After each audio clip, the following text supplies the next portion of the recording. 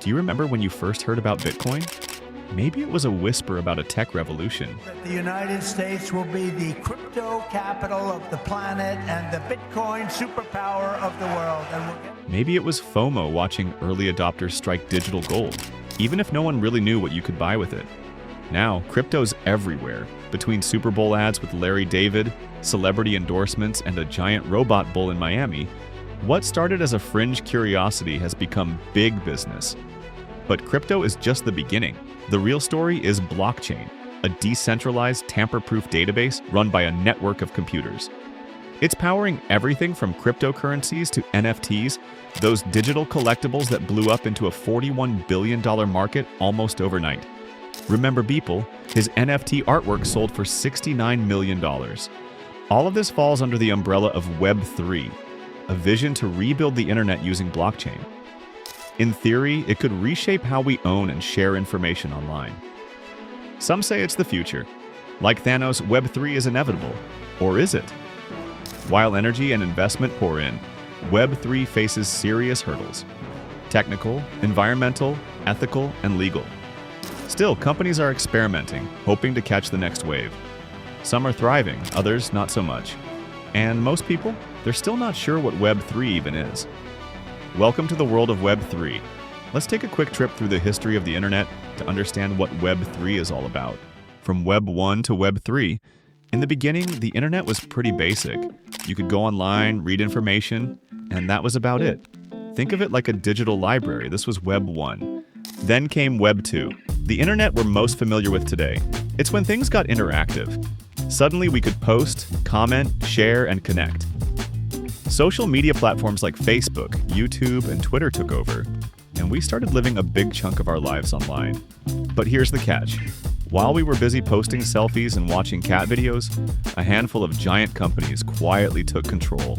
They made billions by collecting our data and showing us ads. In return, we got free apps and websites, but at the cost of our privacy. Over time, people started to realize, wait a minute, we are the product. That brings us to Web3, the internet's next big idea. This version promises to give power back to the people. Instead of being just users, we get to be owners. You keep control of your data. You help make the rules. You might even earn something for your participation. Okay, but what is Web3? Let's rewind a bit. The idea behind Web3 actually started way back in 1991, when two scientists tried to figure out how to timestamp digital files. Nothing huge happened at the time. But fast forward to 2009, Bitcoin was born.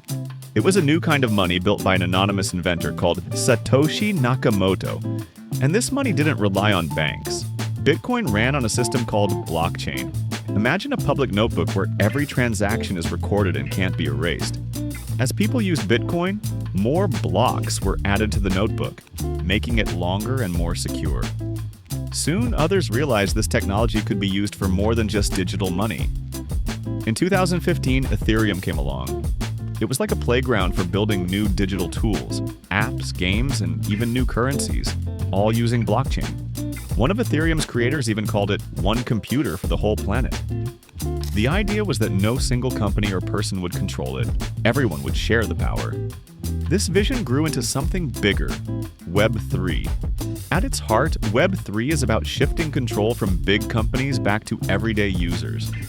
Instead of just using websites and apps, you can now own a piece of them, and you might even get rewarded for participating. But Web3 isn't just about making money. Supporters believe it could fix some of the problems we see with today's internet, like how our personal data gets taken without real permission, or how a few giant companies hold most of the power. Of course, there's a lot of hype, and hype can be misleading. Just because an idea is exciting doesn't mean it will work out. Still, more developers and investors are jumping in, and the buzz keeps growing. So where does it all go from here? That's the billion-dollar question, what Web3 might mean for companies. Web3 is aiming to shake up how we use the internet. Instead of needing a different login for every site, you could use just one digital ID, like your crypto wallet, to carry your info wherever you go. You'd also get more say in how websites or platforms work. If you own special tokens, you could vote on decisions or unlock cool features. Sounds exciting, right? But it's still early days and no one really knows how this will look on a large scale. Some Web3 projects have taken off, though. For example, the Bored Ape Yacht Club NBA Top Shot, and Dapper Labs have all built big online communities using NFTs, which are kind of like digital collector's items. Companies like Coinbase and OpenSea have made it easier for regular folks to join the Web3 world. And while some companies like Microsoft and PayPal have accepted crypto for years, NFTs are the main way big brands are dipping their toes into Web3 now.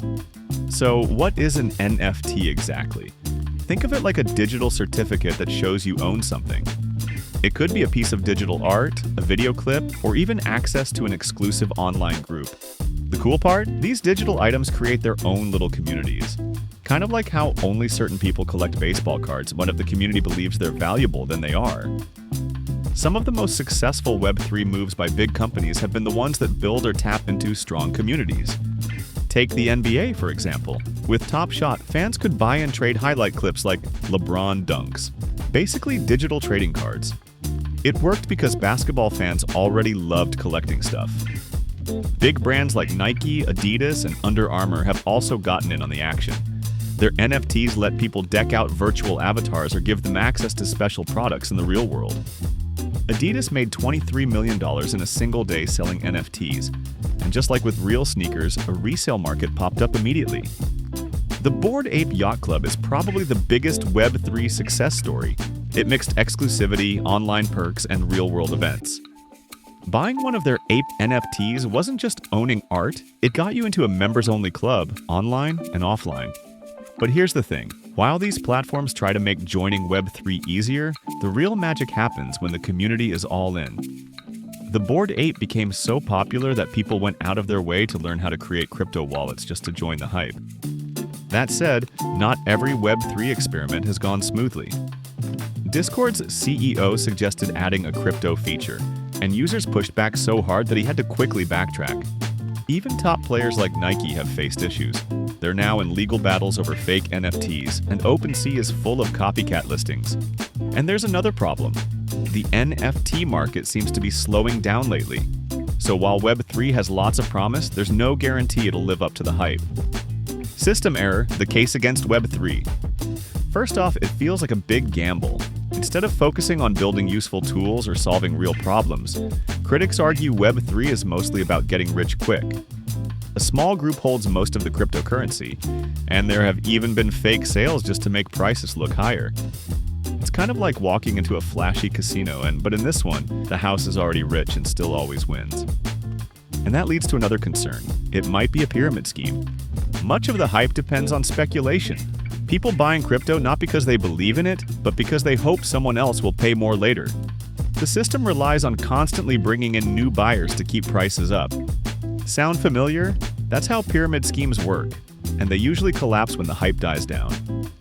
Even if you're not worried about scams, Web3 has another problem. It's complicated and slow. The whole thing runs on blockchain, which is meant to be decentralized, no one company in control. In theory, that sounds great, but in practice, it's clunky, expensive, and not very user-friendly.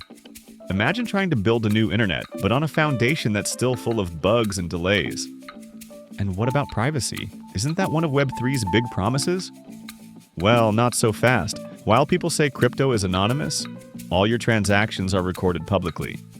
That means someone with enough time and tools could trace your activity back to you. Not ideal if you're trying to stay off someone's radar. Plus, once something's on the blockchain, it's there forever.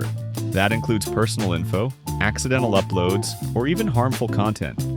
There's no delete button. Then there's the environmental impact. And it's not pretty. Mining cryptocurrency eats up a massive amount of electricity. One single transaction can use as much power as a household in a day. And all the old, worn-out computer parts used in mining? They're already piling up fast, adding to the growing tech waste problem. And finally, some experts warn this could all be a bubble. There's a flood of money going into Web3, but not much clarity on what real-world problems it actually solves. That's raising comparisons to the 2008 financial crash, where hype and speculation ran wild until everything fell apart. If the same thing happens here, a lot of people could end up losing a lot of money.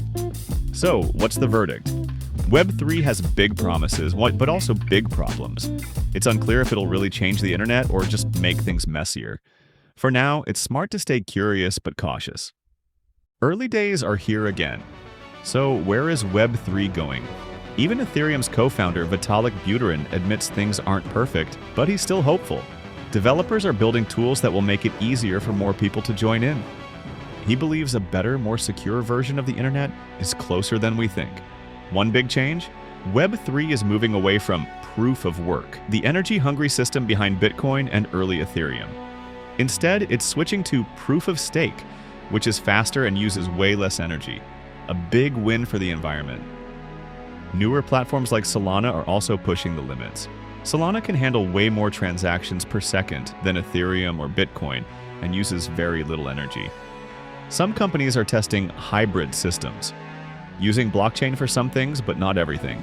For example, a social app might store your followers on the blockchain, but not your posts, giving you more control and privacy. Laws and rules are also starting to catch up. Some countries have banned crypto.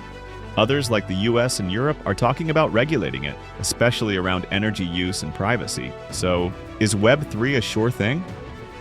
Not really. It could be huge, or it could fade like other tech trends. Web3 promises big changes, a new way to use the internet, handle money, and give people more control. Will it live up to the hype?